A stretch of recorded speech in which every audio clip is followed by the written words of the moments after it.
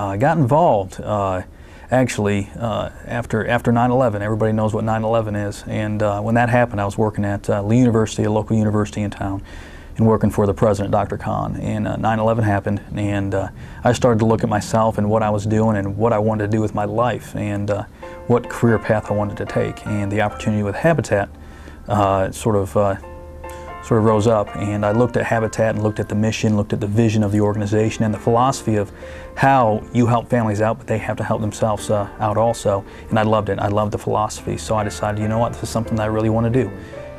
I got involved with Habitat after I retired from working. I had a job that kept me away from town most of the time, so it's been 10 years I've been involved, and it's been a real eye-opening experience.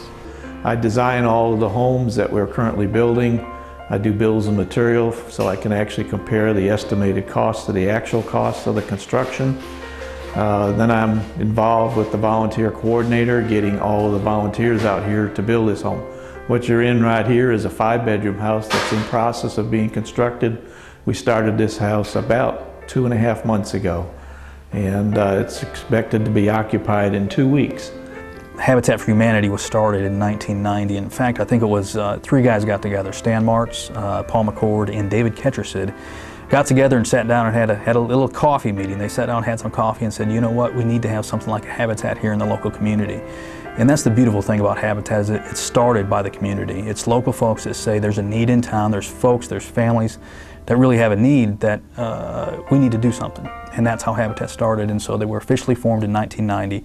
First house was built in 1991, and what started with those 3 guys grew into a movement where now we've done 56 homes, and we're excited about the 20th Street development where we're going to have a 40-home subdivision that's going to greatly impact the area. There's an elementary school right next door, there's the Justice Center that's right behind that little development, and we're excited to be able to create another neighborhood where you're going to have homeowners that love their homes, that want to be good neighbors, that are going to be proud of where they live.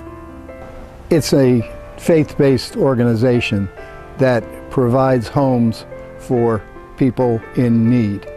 And the culmination of our work is when we dedicate a house and just give the keys to somebody who is just totally overjoyed. It's just a wonderful, wonderful experience. The thing that strikes all of the volunteers and everybody in Habitat is the day we actually do our home dedications, and when we present the family with the Bible, we present them with some food from the food bank, and the most important thing that the families look really forward to is giving them the keys to their brand new home.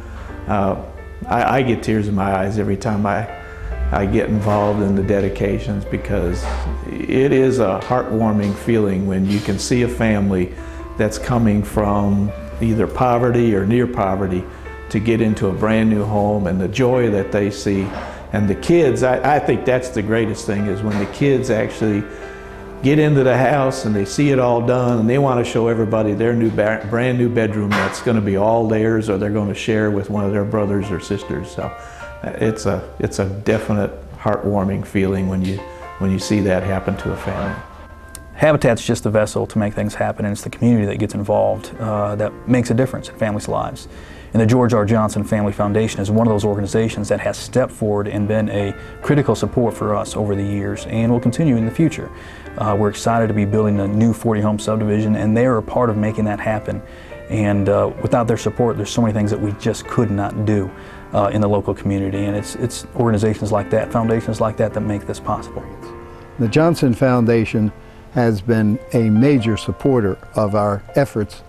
They have provided monies for land, for homes, and without them we would be hard-pressed to have accomplished what we've accomplished and what we accomplish each year. We're building 7 to 8 homes a year, and without their help we just wouldn't be able to do that. It's awesome to see families change from the day they apply to the day they actually move into their home. You see the mindset of a renter versus a homeowner change. You see how much pride and home ownership they have, not only in the home that they see getting built, but in themselves. Being able to go through this opportunity and being able to make a better chance, a better life for their family. You see parents that are proud, you see kids that love the fact that they're going to have their own room. You love the fact that they're going to have a safe, decent, affordable place to live. And when you actually give the keys or you give the Bible at a dedication, it's awesome to see the family, how they cherish that moment, how they cherish that key. And you think about the unity, you think about the thankfulness that they have, you think about the opportunity that this creates for the children in the future about home ownership and how they're going to have a place that they can grow up in that's stable, where they can actually thrive and they can start to dream their own dreams. You know, for a lot of these families, they've never ever had that chance to do before. They've never had that chance to dream like that before. And when this happens to the family, the kids start to think, you know what, good things can happen to me. Good things can happen to my family. And they start to dream and start to realize that, you know, they can make things happen for themselves.